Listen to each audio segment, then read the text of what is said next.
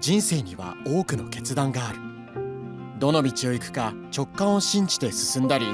立ち止まって悩んだり、どの道が正解なのかはわからない。だけど人は決断しながら進み続ける。Rainy days don't seem so wet. Stormy nights don't stay. 竹田市九十町、大自然に包まれた肥沃な大地に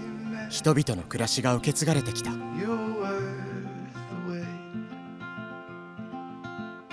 Oh, this could be the best thing that I'll ever know. 桐谷恋さんは夫婦でブドウ農家を営んでいる。家では3人の子供の母親。次男の福君は1週間前に生まれたばかりだ。Two silhouettes on the corner. 朝8時、夫の翔平さんが昨日収穫したブドウをジュースの加工場へと運んでいく。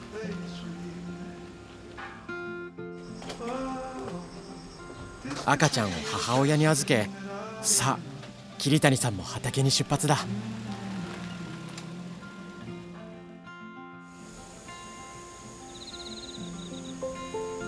親戚が所有する畑を借りて、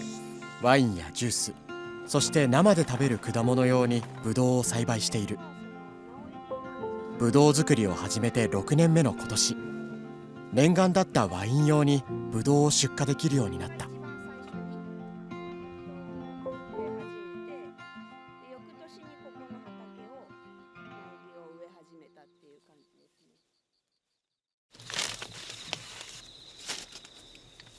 来週ワイン用として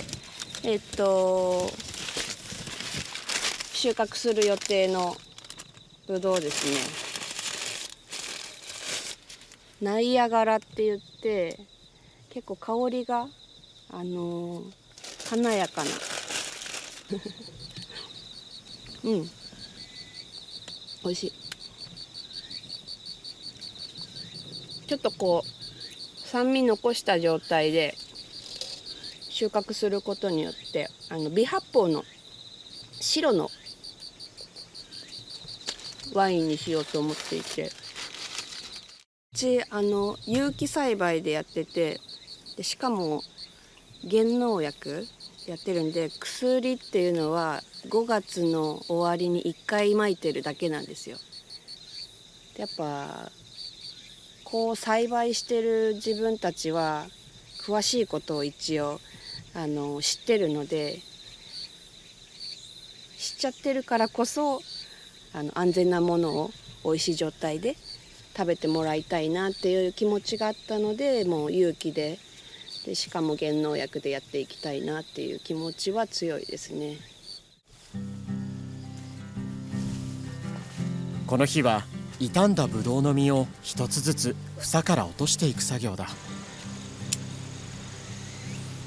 やっぱせっかく育てたのにこうやって落とさなきゃいけないっていうのはすごく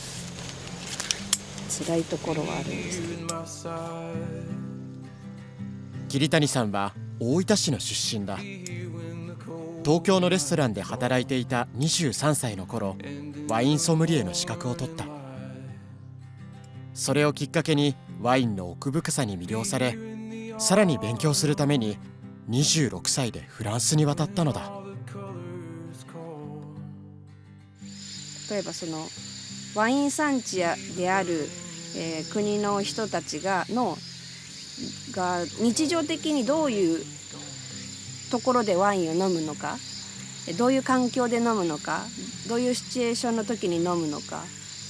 そういう日々の暮らしの中にワインがどういう存在にいるかっていうのを知りたかったので、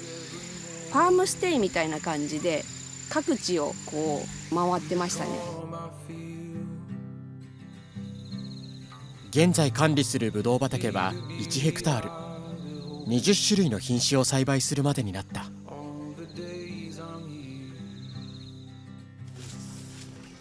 夫の翔平さんがジュースの加工場から畑にやってきた。まだやってないかな。翔平さんは滋賀県の出身。妻の出産を機に大分県に移住したのだ。2人が出会ったのは桐谷さんがフランスから帰国してその後就職した滋賀県の瞳ワイナリー。ワイン作りで意気投合した2人は恋に落ち結婚したのだ。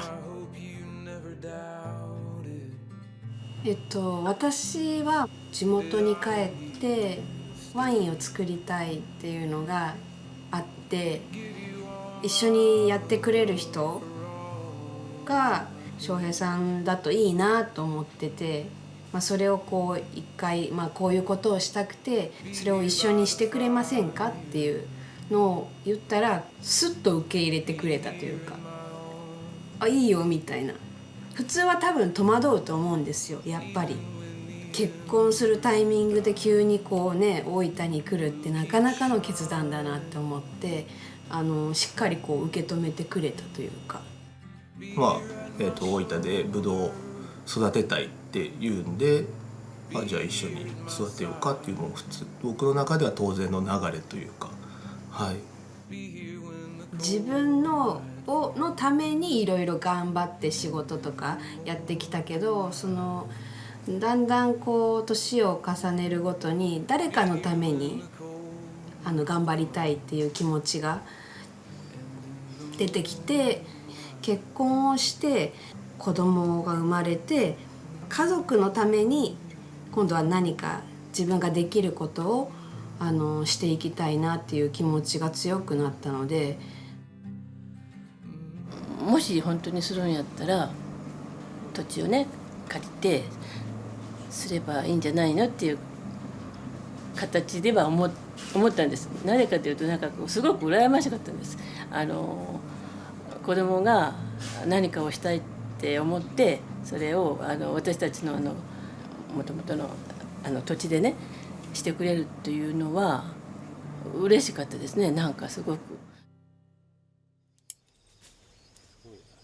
2人の夢は竹田市にワイナリーを建て、自分たちが育てたブドウを使ってワインを作ることだ。今年の8月、初めてワイン用のブドウを福岡県の醸造所に持ち込んだ。まだ委託醸造だが、桐谷さんが育てたブドウで作る初めてのワイン。12月には2000本のワインが出来上がる予定だ。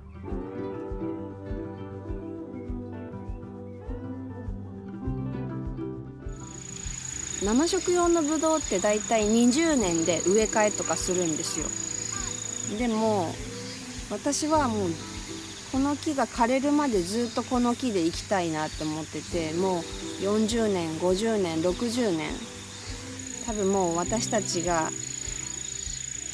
ブドウの管理をできなくなる年でもきっとこの子たちはまだ生きてるので元気よく。なので次の世代の人たちがもう大事に育ててくれるようなものになってくれればいいなとは思いますね。桐谷さんにとって人生のターニングポイントは、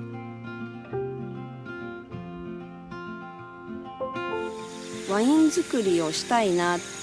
と思ってた時に、お店で飲んだ一本のワインがきっかけで今この景色が見れてるっていうのがあるので、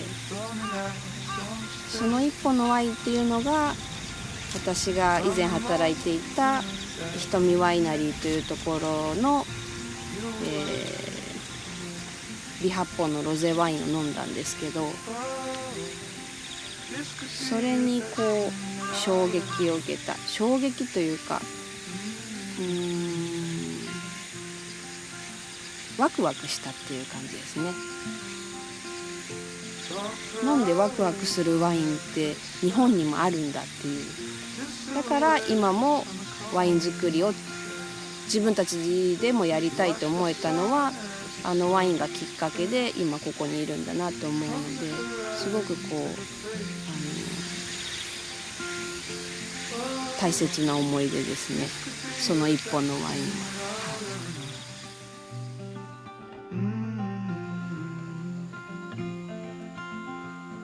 あの日あの店で飲んだ一本のワインが人生を大きく動かすことがある。